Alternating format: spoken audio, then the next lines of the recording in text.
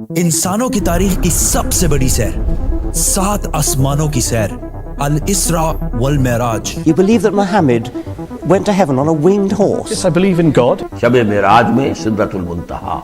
ये इतना अजीम सफर मक्का में रसूलुल्लाह सल्लल्लाहु अलैहि वसल्लम की जिंदगी के सबसे मुश्किल और सख्त टाइम में हुआ। पहले आप सल्लल्लाहु अलैहि वसल्लम का बाइकआउट किया गया, फिर आप सल्लल्लाहु अलैहि वसल्लम के दिल के सबसे करीब लोग हजरत अबू तालिब और हजरत खदीजा रज़ियल्लाहु ताला अन्हा की वफात, फिर ताइफ में आप सल्लल्लाहु अलैहि वसल्लम को इतने पत्थरों से मारा गया कि जूते खून से भर गए। एंड टू टॉप दैट, मक्का में आप सल्लल्लाहु अलैहि वसल्लम की सिटीजनशिप भी खत्म कर दी गई।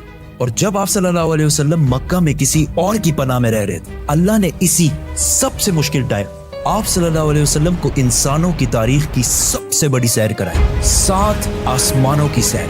A journey like none before.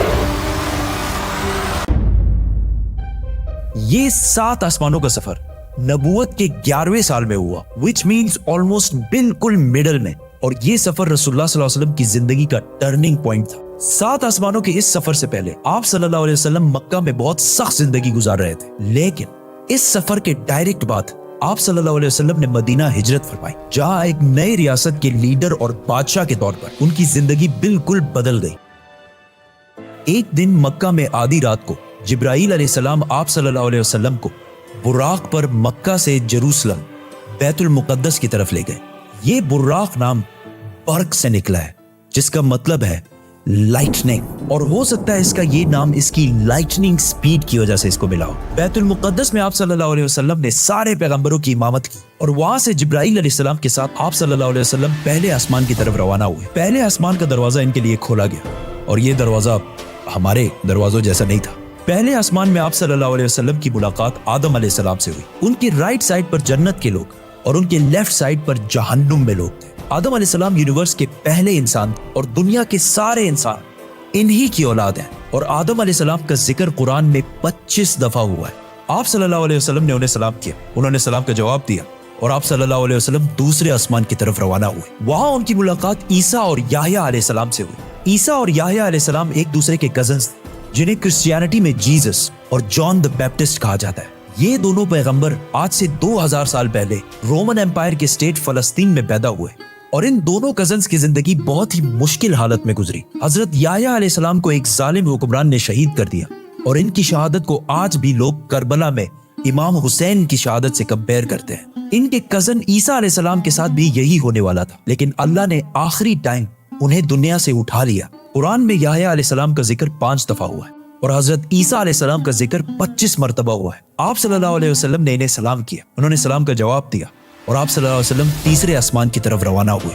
वहां उनकी मुलाकात यूसुफ अलैहिस्सलाम से हुई। यूसुफ अलैहिस्सलाम आज से ऑलमोस्ट 3600 साल पहले फलस्तीन में पैदा हुए, एंड वी ऑल नो कि कैसे वो वहां से इजिप्ट, जो उस जमाने का सुपर पावर था, उसके वाइस रॉय मतलब बादशाह के बाद सबसे ताकतवर वजीर बने। ये ऐसे था कि आज कोई यूके का प्राइम मिनिस्टर बने। यूसुफ अलैहिस्सलाम का जिक्र कुरान में 27 मरतबा हुआ है, और ये वाहिद पैगंबर है जिनकी डिटेल्स कुरान में बाइबल से भी ज्यादा है। आप सल्लल्लाहु अलैहि वसल्लम ने उन्हें सलाम किया, उन्होंने सलाम का जवाब दिया, और आप सल्लल्लाहु अलैहि वसल्लम जिब्राईल अलैहिस्सलाम के साथ चौथे आसमान की तरफ रवाना हुए। वहां उनकी मुलाकात इदरीस अलैहिस्सलाम से हुई। इदरीस अलैहिस्सलाम दुनिया के पहले इंसानों में से थे। आदम अलैहिस्सलाम और शीत अलैहिस्सलाम के बाद इदरीस अलैहिस्सलाम को इंसानों का तीसरा नबी माना जाता है, और दुनिया में सबसे पहले जुल्म के खिलाफ जिहाद इन्होंने ही किया था। इदरीस अलैहिस्सलाम को दुनिया का पहला साइंटिस्ट भी समझा जाता है, क्योंकि उन्होंने पहली दफा दुनिया में पेन कलम यूज किया था। पहली दफा आसमान में स्टार्स और प्लैनेट्स की मूवमेंट को ऑब्जर्व करके इंसानों की जिंदगी आसान बनाई थी। इदरीस अलैहिस्सलाम का जिक्र कुरान में 2 मरतबा हुआ है। आप सल्लल्लाहु अलैहि वसल्लम ने इन्हें सलाम किया, उन्होंने सलाम का जवाब दिया, और आप सल्लल्लाहु अलैहि वसल्लम 5वें आसमान की तरफ रवाना हुए। वहां आप सल्लल्लाहु अलैहि वसल्लम की मुलाकात हारून अलैहिस्सलाम से हुई।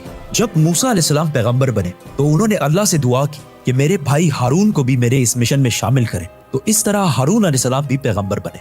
मूसा अलैहिस्सलाम ने हारून अलैहिस्सलाम को सिर्फ इसलिए चूज नहीं किया कि वो उनके भाई थे, बल्कि इसलिए क्योंकि हारून अलैहिस्सलाम बनी इसराइल के सबसे बड़े स्कॉलर्स में से थे। मूसा अलैहिस्सलाम बचपन से फिरौन के घर में पले बड़े थे, जिसकी वजह से उन्हें बनी इसराइल के किताबों और स्क्रिप्चर्स का इतना इल्म नहीं था। तो उन्हें एक ऐसे शख्स की जरूरत थी जिसके पास इन सारी चीजों का इल्म हो, और वो थे हारून अलैहिस्सलाम। और आज तक यहूदियों में सबसे ज्यादा स्कॉलर्स हारून अलैहिस्सलाम की औलाद में से हैं, जिसकी वजह से हारून अलैहिस्सलाम की औलाद को यहूदियों में एक स्पेशल स्टेटस हासिल है, जिस तरह इस्लाम में सैयदों को हासिल है। हारून अलैहिस्सलाम का जिक्र कुरान में 20 मरतबा हुआ है। आप सल्लल्लाहु अलैहि वसल्लम ने इन्हें सलाम किया, उन्होंने सलाम का जवाब दिया और आप सल्लल्लाहु अलैहि वसल्लम छठे आसमान की तरफ रवाना हुए। वहां आप सल्लल्लाहु अलैहि वसल्लम की मुलाकात एक ऐसे पैगंबर से हुई जिनका जिक्र कुरान में सबसे ज्यादा किया गया है, 136 टाइम्स, क्योंकि मूसा अलैहिस्सलाम की स्टोरी को आज तक दुनिया की सबसे ज्यादा इंटरेस्टिंग और आउटस्टैंडिंग स्टोरी समझा जाता है।